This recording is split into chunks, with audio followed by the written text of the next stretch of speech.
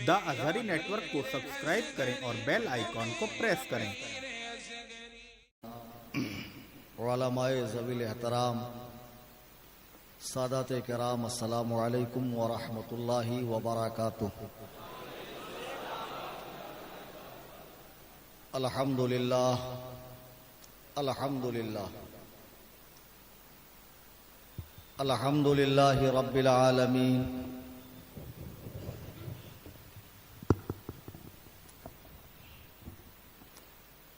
वस्सलातु वस्सलामु अला सय्यिदिल अंबिया'i वल मुरसलीन व आलिहि व अस्हाबिहि अत्तय्यिबीन अत्ताहिरीन लअनतुल्लाहि अलर राफ़िदीन अल मुर्तद्दीन इला यौमिद्दीन। अम्मा बाद, क़ाल अल्लाहु तबारक व तआला फ़िल क़ुरआनिल मजीद वल फ़ुरक़ानिल हमीद। फ़अऊज़ु बिल्लाहिर रहमानिर रहीम। या अय्युहल्लज़ीना आमनू ला तत्तख़िज़ू आबाअकुम व इख़वानकुम औलिया इन इस्तहब्बुल कुफ़्र अलल ईमान व मन यतवल्लहुम मिनकुम फ़उलाइका हुमुज़ ज़ालिमून।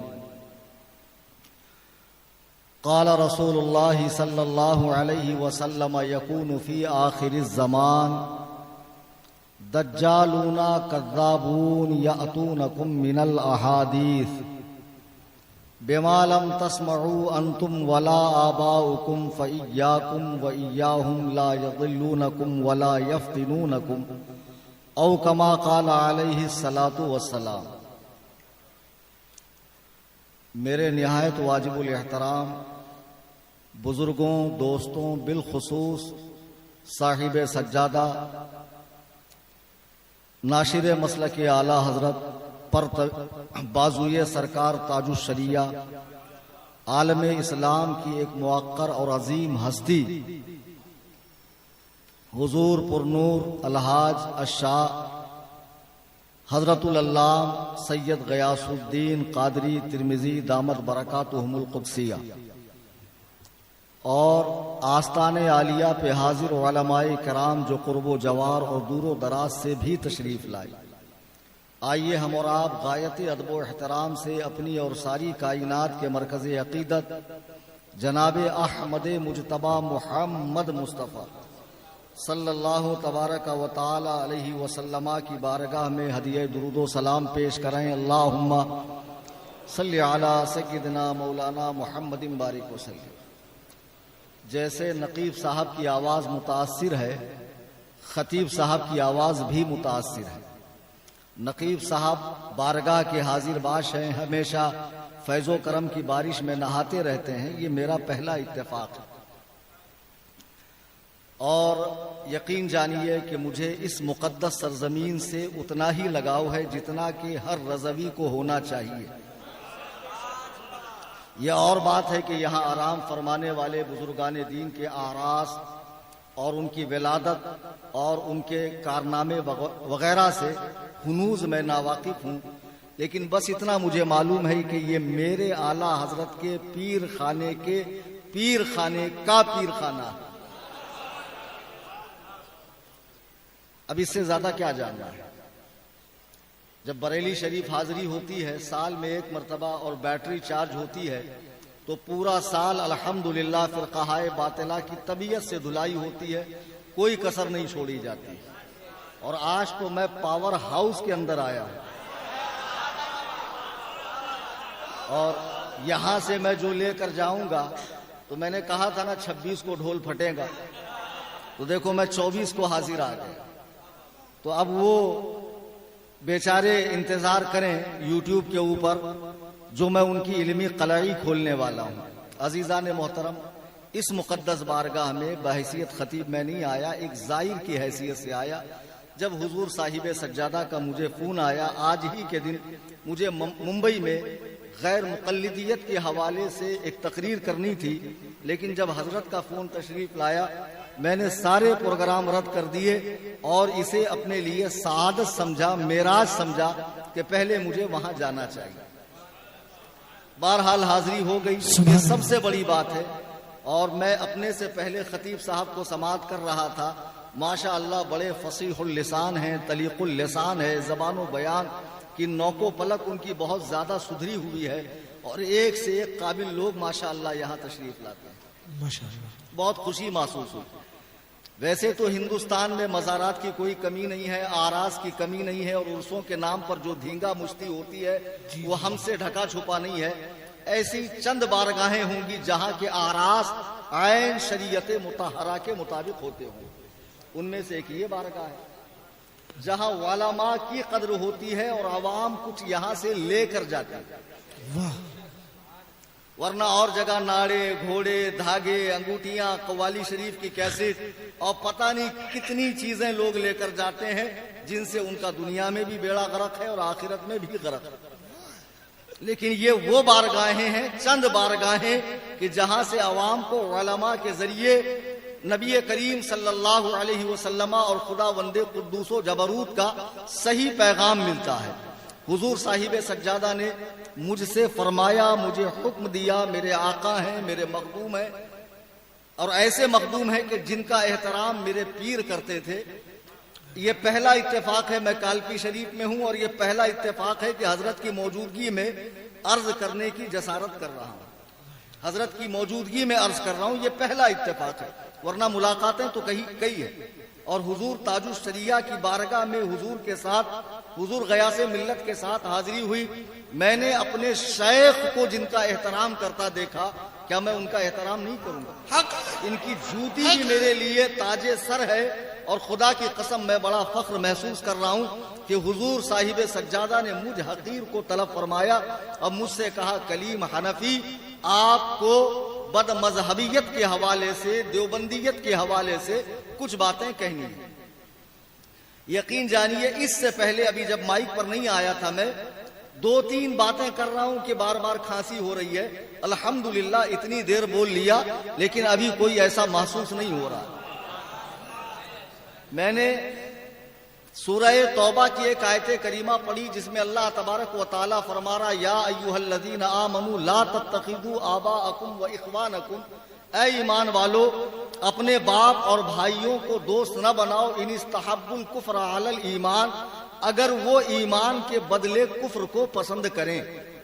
آج جو لوگوں کا مزاج یہ بنا ہے، آن لائن دنیا میں ہزاروں لوگ اس وقت سن رہے ہیں، اور جب تقریر اپلوڈ ہو جائیں گی تب بھی ینگرز، یوتھ، نوجوان اسے سنیں گے، جو اسے بریلوی شدت قرار دیتے ہیں کہ یہ بریلویوں کی شدت ہے۔ خدا کی قسم بنظر غائر اگر آپ قرآن و حدیث کا مطالعہ کریں گے تو یہ شدت آپ کو قرآن و حدیث میں ملے گی۔ نبی اللہ سبحانہ و تعالی ارشاد فرما رہا ہے کہ اے ایمان والو اپنے باپ اور بھائیوں کو دوست نہ بناؤ اگر وہ ایمان کے بدلے کفر کو پسند کریں۔ ظاہر سی بات ہے کہ قرآن کا جب نزول ہو رہا ہے تو اس کے پہلے مخاطب صحابہ کرام کی جماعت ہے، یعنی وہ خطاب صحابہ کو ہے۔ تو اس دور میں جو لوگ حلقہ بگوش اسلام ہو رہے تھے ان میں سے کئیوں کی رشتہ داریاں کفار سے تھی، تو تالیف قلب کے لیے قرآن کو اتنی اجازت دینی چاہیے تھی کہ بھئی جب تک سب لوگ داخل اسلام نہیں ہوتے نرمی کا معاملہ رکھا جائے، سختی نہ کی جائے۔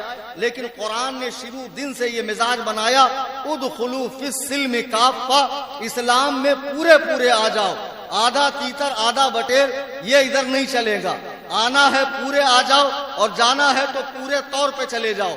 جیسا کہ اس آیت کریمہ کا موقع نزول کئی واقعات کو بتایا گیا، ایک واقعہ یہ بھی ہے، عبداللہ بن سلام جو یہودیوں کے بہت بڑے عالم تھے بارگاہ نبوت میں حاضر ہوئے اور عرض کی، یا رسول اللہ میں اسلام تو لانا چاہتا ہوں لیکن میں بروز شنبہ یعنی سنیچر کو اونٹ کا گوشت نہیں کھاؤں گا، چونکہ یہودی مذہب میں سنیچر کے دن اونٹ کے گوشت کی ممانعت تھی۔ جب آپ یہ بارگاہ رسالت میں عرض کر رہے تھے، بیان کر رہے تھے، بلبل سدرہ قرآن کی آیت لے کر اتر رہے ہیں کہ اے لوگو اسلام میں پورے آ جاؤ، یعنی سابقہ ادیان جو منسوخ ہو چکے ہیں، ان کے احکام ختم ہو چکے ہیں، اب اس پر عمل نہیں کیا جا سکتا دین محمدی کے ہوتے ہوئے۔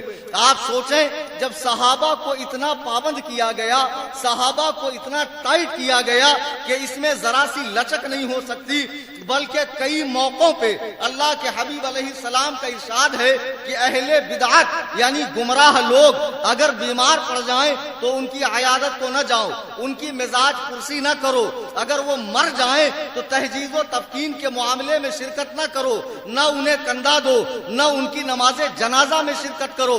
ذرا غور کیجئے کہ جو لوگ صرف اہل سنت و جماعت سے خارج ہیں، بد مذہب ہیں، گمراہ ہیں، ان کے ساتھ اتنی سختی کی جائے گی تو جو سرے سے اسلام کا قلادہ گلے سے اتار چکے ہیں، اسلام کا پٹا گلے سے اتار چکے ہیں، اب ان کے ساتھ کتنی زیادہ سختی کی جانی چاہیے، ہونی چاہیے کہ نہیں ہونی چاہیے۔ لیکن جیسے آج کل ہر چیز میں ڈپلیکیٹ آ گیا، آپ ذرا بزرگوں سے پوچھیں کہ آپ کے زمانے میں مرغی کئی قسم کی ہوتی تھی، بولیں گے ایک ہی قسم کی ہوتی تھی، دیسی مرغی۔ اب جو فارم کی آئی ہے یہ 10-20 سال کے اندر آئی ہے۔ آپ کسی ایجڈ انسان سے پوچھیں آپ کے زمانے میں گائے کئی قسم کی ہوتی تھی، کہیں گے ایک ہی ہوتی تھی، دیسی گائے۔ یہ جو جرسی گائے آئی ہے اسرائیلی پروڈکٹ، یہ ابھی ابھی آئی ہے۔ تو جیسے انگریز کم بخت نے ہر چیز میں ایک ڈپلیکیٹ نکالا ہے، ایسے ہی ملا میں بھی انگریز نے ڈپلیکیٹ ملا نکالا۔ جی، انگریز کے منحوس قدم پڑے، نبوت کے دعوے دار پیدا ہوئے، مہدویت کے دعوے دار پیدا ہوئے، شیخ الاسلام بننے لگے، حکیم الامت بننے لگے، قاسم العلوم والخیرات بننے لگے۔ غرض کہ آپ تصور کیجئے اس دور میں کہ انگریز کے منحوس قدم پڑتے ہیں، ایک ایسا شخص جو کورٹ کچہری میں ایک وکیل کے ہاتھ کے نیچے اسے کاغذ دینے کا کام کرتا تھا، پہلے وہ دعوی مجددیت کرتا ہے، پھر دعوی مہدویت کرتا ہے، پھر دعوی مثل عیسیٰ بن مریم کرتا ہے، پھر خود عیسیٰ بن مریم بنتا ہے، پھر ذلی نبی ہونے کا دعویٰ کرتا ہے، پھر ایک پہلو سے نبی اور ایک پہلو سے امتی ہونے کا دعویٰ کرتا ہے، اور پھر وہ کہتا ہے مجھ پہ وہی جو آتی ہے معاذ اللہ مجھ پہ 3 زبانوں میں وہی آتی ہے۔ مرزا غلام قادیانی کی بات کر رہا ہوں۔ اسی دور میں انگریز کا لگایا ہوا پودا دارالعلوم دیوبند، جہاں سے یہ ذہن دیا گیا ہے کہ بعد زمانہ نبوی بھی نیا نبی آ سکتا ہے۔ آج جو دیوبندیوں کی تبلیغ دیکھ کے متاثر ہے، ان کی داڑیاں، ان کی نمازوں کا حال، ان کا تقویٰ، طہارت، تسبیح، مصلی اور خوب دور و دراز دیہاتوں کے اندر جا کر تبلیغ کرنا۔ میں نے بارہا بتایا کہ پاخانے پہ چاندی کا ورق لگانے سے اصلیت نہیں بدلتی ہے، ورق ہٹا کے اندر کی گندگی دیکھو۔ اعلیٰ حضرت فرماتے ہیں، اور کیا خوب فرماتے ہیں، سونا جنگل رات اندھیری، چھائی بدلی کالی ہے، سونے والوں جاگتے رہیو، چوروں کی رکھوالی ہے۔ انگریز کم بخت نے ڈپلیکیٹ نبی بھی نکال دیا، ڈپلیکیٹ مولوی بھی نکال دیا۔ تو آپ کو کیا لگ رہا ڈپلیکیٹ پیر نہیں نکلے ہوں گے؟ آج ہم خانقاہوں پر دیکھ رہے ہیں تو رافضیت کی بولی بولی جا رہی ہے، اور نسبتیں بڑی بڑی، تعلقات بڑے بڑے، القاب تو ایسے کہ عوام غش کھا کے گر جائے کہ 3 درجن القاب پیر صاحب اپنی ذات میں سموئے ہوئے۔ جن آستانوں پر بیٹھ کر تم رافضیوں کی بولی بول رہے ہو، ان بزرگوں کے معمولات کو تو تم نے اپنا لیا۔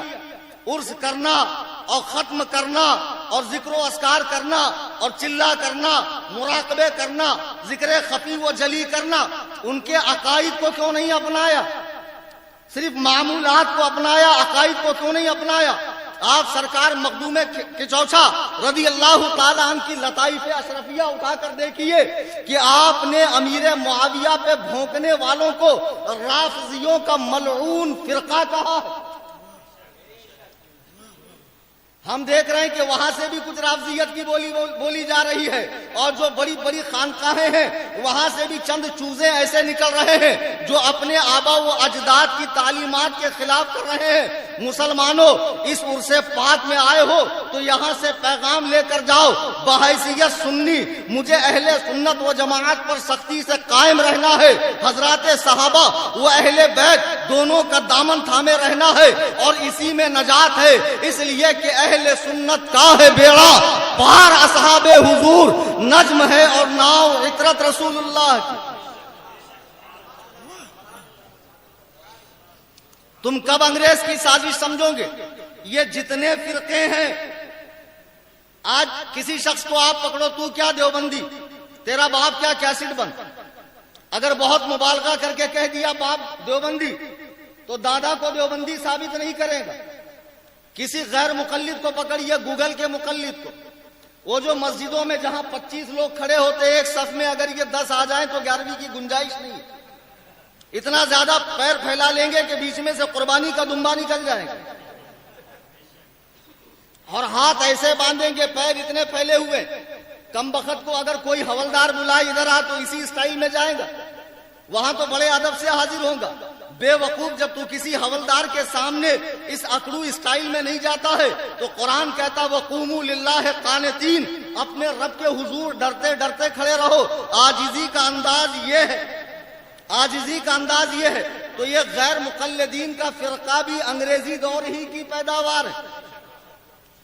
اچھا، لوگ بڑے چتر ہیں، نام ایسا رکھ لیتے ہیں اہل الحدیث، یعنی حدیث والے، تو معلوم پڑتا ہے واقعی میں یار حدیث والے تو یہ ہم لوگ کیا ہے، ہمارے پاس تو حدیث ہے ہی نہیں، کل حدیث تو انہی کے پاس ہے۔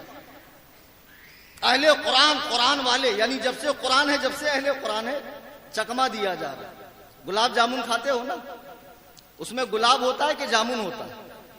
گلاب ایک پھول ہے، جامن ایک پھل ہے، دونوں میں سے کچھ ہوتا ہے۔ تو ویسے یہ اہل حدیث ہے، نہ یہ اہل ہے نہ ان کے پاس حدیث ہے۔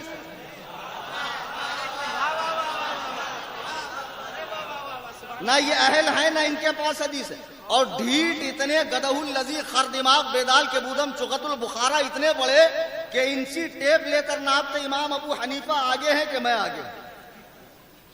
اور میں تمہیں سچ بتا رہا ہوں، دیکھو لوگ آن لائن بھی سن رہے ہیں، یہ جو تنتنا ہے نا تمہارے ہاتھ میں، یہ موبائل، یہ صرف اور صرف آپ کی دنیاوی ضرورت کے لیے ہے، دین سیکھنے کے لیے۔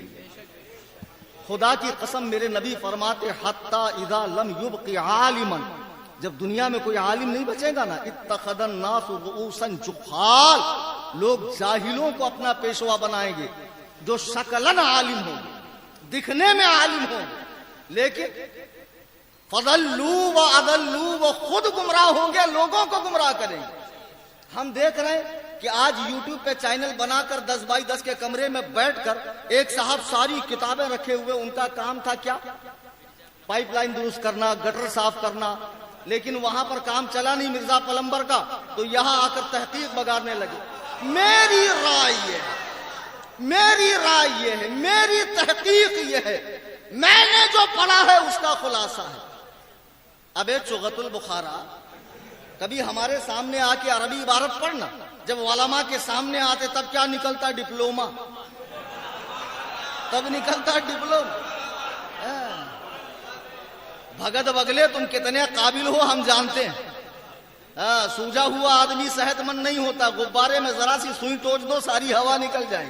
یہ بقراتی ان کے سامنے کرنا جو جانتے نہ، ورنہ ہم جانتے لوگ سعودیہ میں جاتے ہیں اونٹ چرانے، وہاں گاڑا گاڑا عین قاف ہا مبالغے کے قطب مینار پہ کھڑے ہو کر تمام اعضائے بدن کو حرکت دے کے حدیث میں نہیں آیا،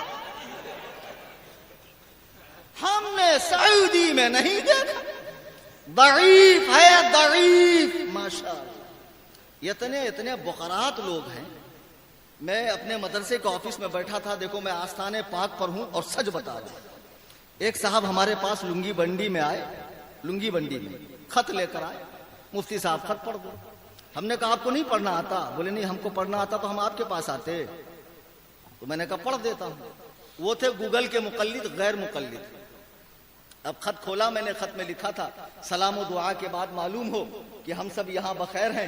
دیکھو تم بمبئی گئے ہو پیسہ کمانے، پیسہ کماؤ لیکن کسی مولوی کی بات سن کر اس کی پیروی مت کرنا، تقلید کے جال میں مت پھنسنا. جو بھی مسئلہ پھنسے ڈائریکٹ کتاب اللہ اور حدیث رسول اللہ سے اپنا مسئلہ حل کر لینا. اب میں بس کرتا ہوں اس لیے کہ جو صاحب خط لکھ رہے ہیں ان کو ذرا جلدی ہے. تم تو جانتے ہو کہ مجھے لکھنا نہیں آتا. اب میں حیرت کے سمندر میں ڈوب گیا. یا اللہ، وہ چغت البخارا کو لکھنا نہیں آتا، اس خر دماغ کو پڑھنا نہیں آتا، یہ لوگ حدیث قرآن سے مسئلہ نکالتے کیسے؟ ذرا غور کیجئے کیسے کیسے محقق پیدا ہو گئے، کیسے کیسے مدقق پیدا ہو گئے. ابھی وہ بنگلور کے مناظرے میں ایک 2 مالے کی ٹوپی پہن کر آئے تھے. ہاں ارے ماشاء اللہ، پیر صاحب کو دیکھ کر میں نے 150 مناظرے کیے. بتائیے کتنے قابل ہیں، 150 مناظرہ کی. یہ سب دھونس ان کو جمانا بابو جو تمہاری حقیقت نہ جانتا. حضرت سلیمان کی بارگاہ میں ایک مچھر آیا، کہا حضور میری ایک کمپلین ہے آپ لکھ لیجیے. آپ نے فرمایا کیا؟ بولے یہ کمبخت ہوا جب بھی چلتی ہے ہمارے پورے قبیلے کو بچھڑنا پڑتا، ماں ہندوستان میں باپ پاکستان میں میں قزاقستان میں، کچھ کیجئے. تو حضرت نے کہا جس کے اوپر تم نے مقدمہ کیا ہے اس کو بھی تو بلانا پڑے گا. ایک کام کرو رکو میں ہوا کو بلاتا. اس نے کہا واقعی حضور بلائیں گے؟ تو حضرت سلیمان نے کہا بات تو اس کی بھی سننی پڑے گی نا. تو اس نے کہا ایک کام کیجئے میرا کیس واپس دے دیجئے. اس کو معلوم ہے نا ہوا آنے کے بعد میں رکوں گا. تو ایسے بقرات جہاں جہاں آئیں آپ بریلی کے اسپیشل ٹرینڈ کیے ہوئے علماء کو بلا لیا کر. خدا کی قسم دلائل کے میدان میں، میدان مناظرہ ہو، خطابت ہو، کوئی ہو، امام اہل سنت کے یہ خدام، یہ غلام کسی میدان میں پیچھے نہیں ہٹتے.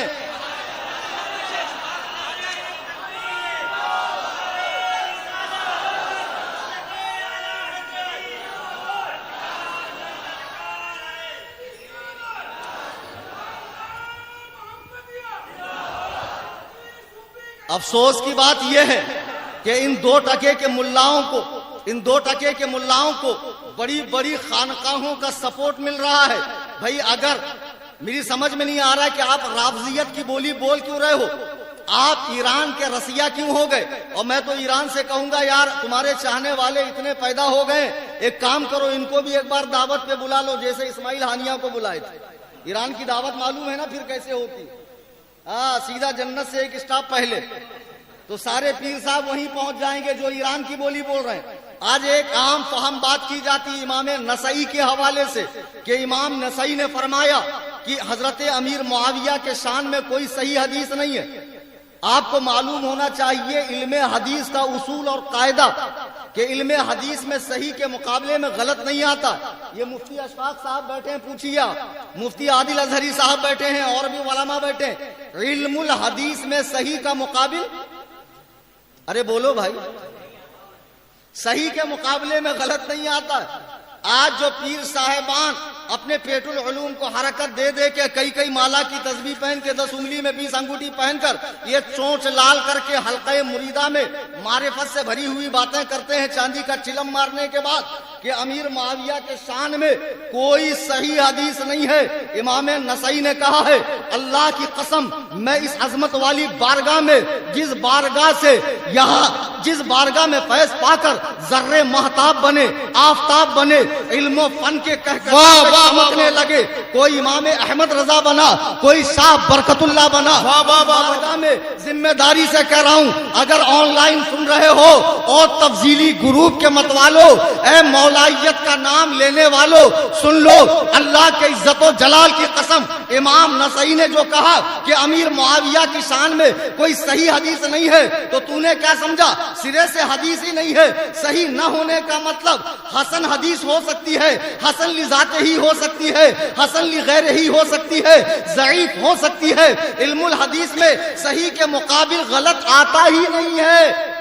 کیا کہنے ورنہ حضرت امام ترمذی رحمہ اللہ نے حضرت امیر معاویہ کی شان میں حدیث بیان کر کے فرمایا یہ حدیث حسن ہے اور امام ترمذی کا حسن صحیح ہوتا ہے. واہ واہ واہ واہ. لیکن کبھی تشریف لائیے مکتب میں پڑھیے ہماری طرح قال اللہ قال رسول. آپ کو تو باپ کی فیلڈ پہ راج کرنا ہے اور جو اندھ بھکت ہیں انہی کے اندر کھیل کر آپ کو اپنی 7 پشتوں کے کھانے کا انتظام کرنا ہے. حساب سے رہیے پیر صاحب. اور اب تو ایسے ایسے پیر ہے سارا زور ان کے حلق کے اندر ہے, وہیں چار دیواری میں بیٹھ کے ہاتھ میں بھکمنگوں کی طرح مائک لے کر گلا پھاڑیں گے, ہاں وہیں سے سارا مناظرہ کریں گے. 1 مہینہ ہو گیا چیلنج دے کر کہ بھیا آؤ فتاوی رضویہ ہم کو سمجھاؤ. واہ واہ واہ واہ واہ. آؤ سمجھاؤ فتاوی رضویہ. جب لوگ قرآن پڑھ کے گمراہ ہو سکتے ہیں, حدیث پڑھ کر گمراہ ہو سکتے ہیں, تو فتاوی رضویہ سے گمراہ نہیں ہو سکتے؟ بالکل ہو سکتے ہیں. قرآن کہہ رہا یضل بہ کثیرا ویہدی بہ کثیرا. قرآن پڑھ کر لوگ گمراہ ہوں گے, قرآن سے لوگوں کو ہدایت ملے گی. اور یہ اہل حدیث حضور علیہ السلام کے فرامین کو اپنی عقلوں کے مطابق سمجھنے کی بنیاد پر گمراہ ہے. میں آپ کو ایک سچا واقعہ بتا کر اپنی بات کو مختصر کر دوں. ہمارے یہاں ایک صاحب تھے, پان پٹی چلاتے تھے. تو پان پٹی پہ کیا کرتے تھے, وہ پان کو چونا لگاتے تھے لیکن بول کر لگاتے تھے کتنا لگا. تو ماں نے کیا کہنے تو پھر ماں نے کہا بیٹا ایسا کرو تم سعودیہ چلے جاؤ, سعودیہ میں بہت پیسہ ہے اور یہاں تو اتنا دھندا چل نہیں رہا ہے. تو بولے اماں ہم سعودی جا کے کیا کریں گے؟ بولے بیٹا وہاں بہت ریال ملے گا تو سارا گھر کا کام کاج ہو جائے گا, بہن کی شادی ہو جائے گی, تمہارے لیے بھی چاند جیسی دلہن لے کر آ جائیں گے. یہ میرے دیکھنے کا واقعہ, میں صحیح بتا رہا ہوں. لوگ حدیث قرآن پڑھ کر گمراہ کیسے ہوتے ہیں, اس بڑی بارگاہ سے آپ یہ ذہن لے کر اٹھیے. اب یہ صاحب سعودی گئے لیکن وہاں ان کا من نہیں لگ رہا تھا, نہ کھانا اچھا, نہ ہوا اچھی, نہ پانی اچھا, نہ ماحول وہاں کا جچ رہا تھا. اتنا صاف ستھرا ماحول جمتا نہیں لوگوں کو جلدی. تو اب یہ روز آنا اماں کو فون کریں, اماں ماحول جم نہیں رہا, اماں ماحول جم نہیں رہا, کسی طرح ہم کو بلا لے. تو اماں کہتی بیٹا نہیں وہیں رہو. تو وہاں ملتا ہے خبوص, بڑی بڑی روٹی جو ہماری طرح نرم نرم روٹی ہوتی نہیں. تو انہوں نے سوچا کیوں نہ اماں کو 2-4 خبوص بھیجوں, کھائیں گی تو خود بخود اپنے لال کو بلا لے گی, بیٹا واپس آ جا. اب جب انہوں نے وہاں سے خبوص بھیجا تو اب ان کو یہ خوشی تھی کہ اماں فون کر کے مجھے بلائیں گی, لیکن اماں نے فون کر کے ایسے کہا کہ ان کے پیر کے نیچے کی زمین نکل گئی. اماں بولے بیٹا جو سعودیہ سے تبرک تم بھیجے تھے نا وہ پورے محلے کے لوگ لے کر گئے, ہم کو تو کچھ بچا ہی نہیں. ایک کام کرو نیکسٹ مرتبہ 10-20 اور زیادہ بھیجنا. اب یہ مرتا کیا نہ کرتا. تو وہاں ان کا ویزا ایکسپائر ہو گیا, ان کو لگا دیا اونٹ چرانے کے کام پہ. وہاں کسی نے ان کو دے دیا مسند امام احمد, ہاتھ میں لے کر بیٹھے, خود ہی تحقیق کرتے کرتے اپنا بیڑا غرق کرنے لگے, خود سے حدیث پڑھنے لگے. امام سفیان بن عیینہ فرماتے ہیں لوگوں کا خود سے حدیث و قرآن پڑھنا اپنے آپ کو گمراہ کرنا. قرآن نے صاف کہا فاسألوا اہل الذکر ان کنتم لا تعلمون, علم والوں سے پوچھو اگر تمہیں پتہ نہ ہو. 18 سال پڑھنے کے بعد بھی جب لوگ ہم سے مسئلہ پوچھتے ہیں نا تو ہم کتب فقہ کی طرف رجوع کرتے ہیں جی, اور وہاں مفتہ بھی قول کون سا ہے, راجح قول کون سا ہے, وہ عوام کو رکھتے ہیں. تو ہم نے بھی صرف فقہا کی آراء کو لوگوں کے سامنے رکھا. لیکن جب یہ وہاں سے تشریف لائے, یہ جھاپک جوا داڑا اور یہ بڑا پیٹ العلوم, یہ ماتھے پر شامی کباب, اور وہاں سے تشریف لانے کے بعد جب علامہ فخامہ اسامہ اوباما پاجامہ بن کر تشریف لائے محلے میں, کیا کہنے بابا. اب ان کو اتنا شوق ہوا حدیث قرآن پڑھنے کا. اب ماں نے کہا بیٹا جب تم اتنے بڑے حضرت بن کے آ ہی گئے ہو تو ایک کام کرو تمہاری شادی کرا دیتے. جی تمہاری شادی کراتے. بولے اماں شادی تو کرانا لیکن دیندار عورت سے کرانا. یہ صحیح کا واقعہ بتا رہا ہوں. کیا کہنے. بولے دیندار عورت سے جو پکی نمازی ہو. اماں نے تلاش بسیار کے بعد ایک لڑکی ایسی ڈھونڈی جو نماز 5 وقتہ کی پابند تھی. بہرحال شادی ہو گئی علامہ صاحب کی ان کی. اب شادی ہونے کے بعد یہ بھی نماز پڑھ رہی ہے, علامہ صاحب بھی پڑھ رہے ہیں, لیکن ایک دن ایسا آیا کہ اس نے بیچاری نے نماز نہیں پڑھی. تو علامہ نے دیکھا ظہر میں نہیں پڑھی, عصر میں نہیں پڑھی, تو مغرب میں ان کی رگے خباثت پھڑک گئی. کہا تم نے ظہر عصر کیوں نہیں پڑھی؟ تو اس نے کہا میرے شوہر, اے میرے سرتاج, میں اس منزل میں ہوں جہاں مجھے نماز نہیں پڑھنی چاہیے. بولے کچھ نہیں, حدیث میں آتا ہے نماز کسی حالت میں معاف نہیں ہے, نماز تم کو پڑھنی پڑے گی. واہ. تو وہ سمجھی شاید حضرت سمجھے نہیں. تو بولے حضور مجھے آ رہا ہے. بولے آ رہا ہو چاہے جا رہا ہو, نماز تم کو پڑھنی پڑے گی. ابھی بیچاری بڑی پریشان.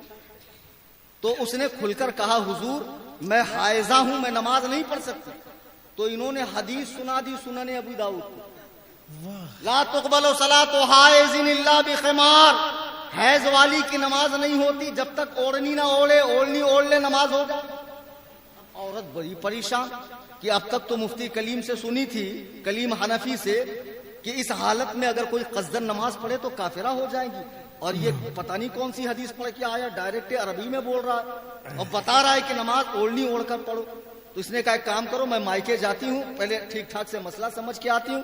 پھر یہ آئی، آنے کے بعد محلے کی عورتوں سے ڈسکس کیا، اچھا یہ بتاؤ کہ تم کوئی دین کا مسئلہ جانتی ہو؟ عورتوں نے کہا نہیں، ہم تو روٹی بنانا جانتی ہے، لیپنا پوتنا جانتی ہے، دین کا مسئلہ تو مفتی صاحب جانتے ہیں. بولے ایسا ایسا مسئلہ ہے. تو عورتوں نے کہا تمہارا شوہر پاگل ہو گیا، بیوقوف ہو گیا، وہ کیسے نماز پڑھنے کے لیے کہہ رہا؟ چلو مفتی کلیم کے پاس. ہمارے پاس استفتاء آیا کہ حضور میرا شوہر ایسا کہتا ہے. تو میں سمجھ گیا کہ اس کو مرض کیا لگا ہے خود سے حدیث و قرآن پڑھنے. جو علماء کے پاس نہیں آتے نا، گھر میں بیٹھے بیٹھے ہی دین سیکھتے ہیں، سارا کے سارا موبائل سے. خدا کی قسم گمراہ ہو جاؤں گا، اور شیطان کو گمراہ کرتے دیر نہیں لگتی. جی جی جی آج جب مدارس ہیں، علماء سچ ہے. ہیں، اور جگہ جگہ پیرانے کرام ہیں، آستانے ہیں، یہاں سے جڑ کر ان کے ذریعے دین سیکھو. دین کے نام پر کسی بھی گروپ میں، کسی بھی چینل میں کہیں بھی ایڈ مت ہو، ورنہ ایمان کا طوطا اڑتے دیر نہیں لگے. بے شک. میں نے اس خاتون سے کہا ایک کام کر، پہلے تو تم کو شادی کرنی نہیں چاہیے تھی، اب تم نے کرا تو ایک ٹرائی میں ماروں گا، تم وہاں چلی جاؤ اور ہماری دعوت کرو. پھر وہ گئی، ہماری دعوت کی، اور ہم وہاں جا کر بیٹھے تو سامنے سے وہ فضیلت الشیخ حفظہ اللہ تشریف لا رہے تھے اپنے وجود نامسعود کے ساتھ. جب قریب آئے بولے مولوی صاحب آپ تشریف لائے ہیں اس حنفیہ کی وکالت کرنے کے؟ معاذ اللہ رب العالمین. ارے تو میں نے کہا آپ اتنے بکھر کیوں رہے، آرام سے آپ بیٹھیے.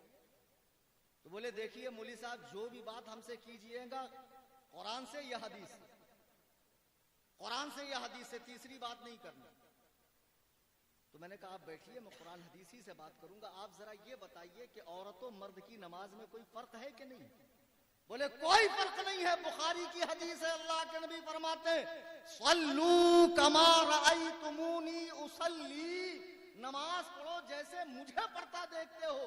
نبی کا یہ فرمان عورتوں کے لیے بھی ہے، مردوں کے لیے بھی ہے. یہ آپ حنفیوں نے الگ کیا ہے، عورتوں کا طریقہ الگ، مردوں کا طریقہ الگ.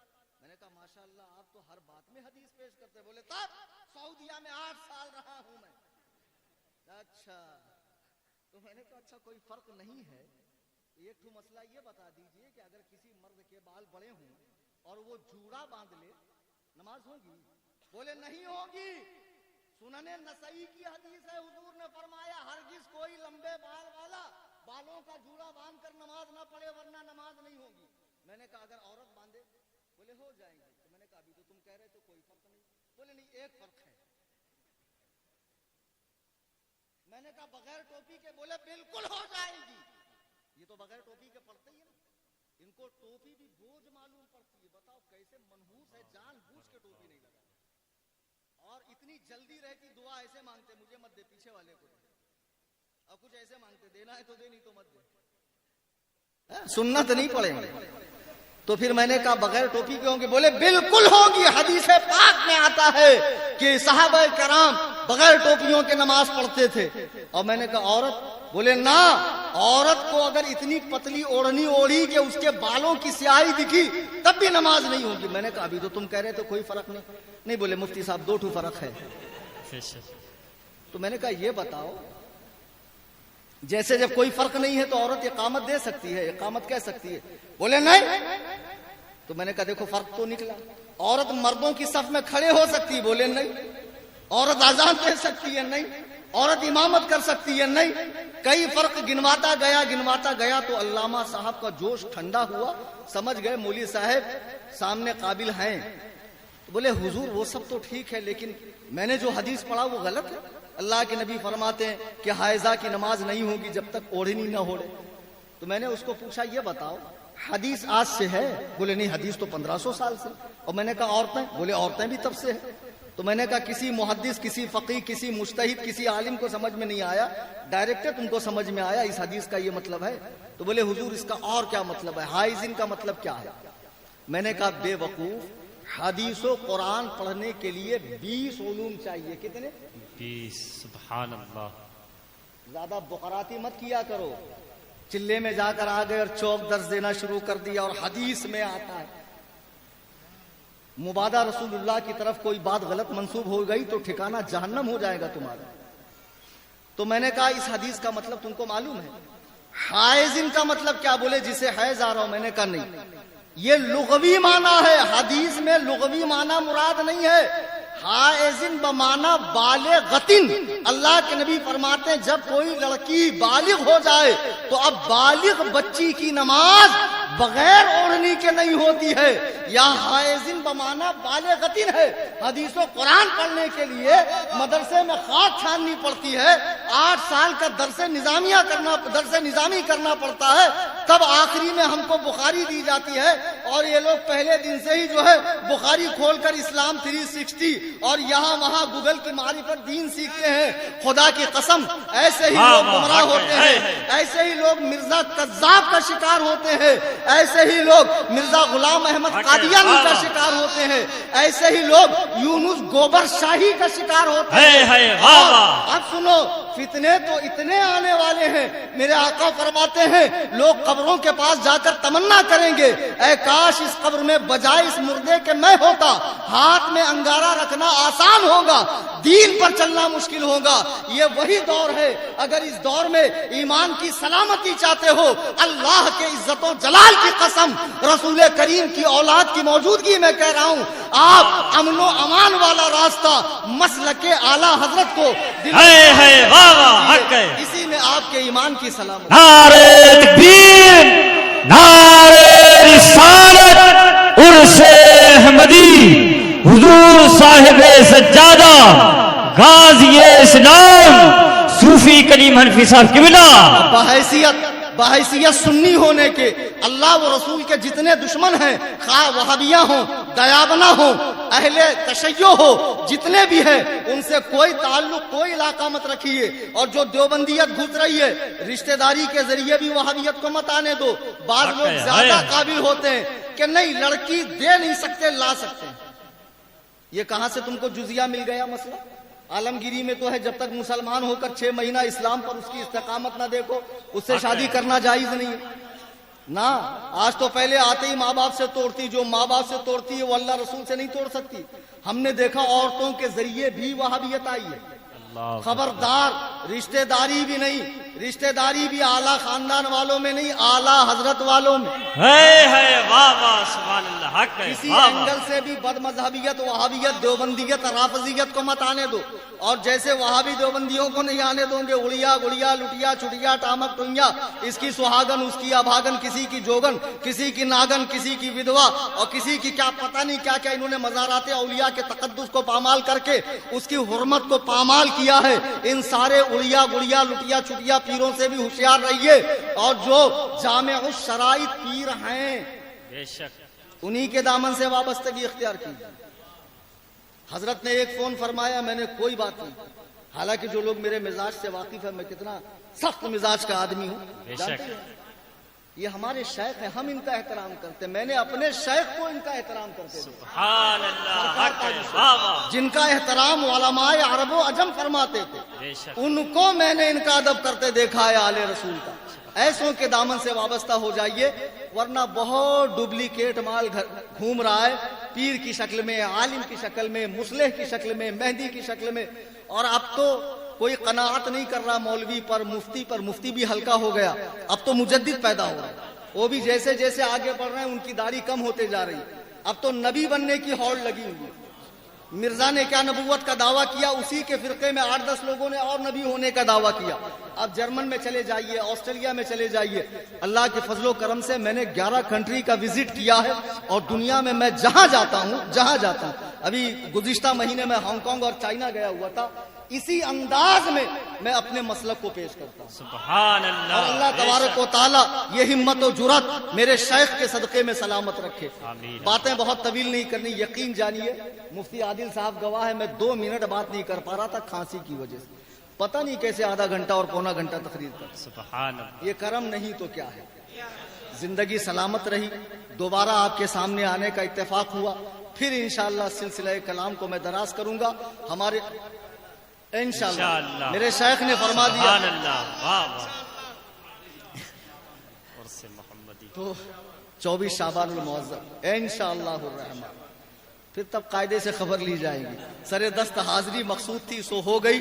اللہ تبارک و تعالیٰ دوران تقریر قرآن کریم پڑھنے میں، حدیث پاک کے الفاظ بولنے میں کوئی واقعہ نقل کرنے میں بارگاہ کا تقدس اگر پامال ہوا ہو، مجھ سے کوئی غلطی ہوئی ہو، تمام حاضرین سامعین کے سامنے میں توبہ کرتا ہوں۔ استغفر اللہ ربی من کل ذنب، لا الہ الا اللہ محمد رسول اللہ صلی اللہ علیہ وسلم۔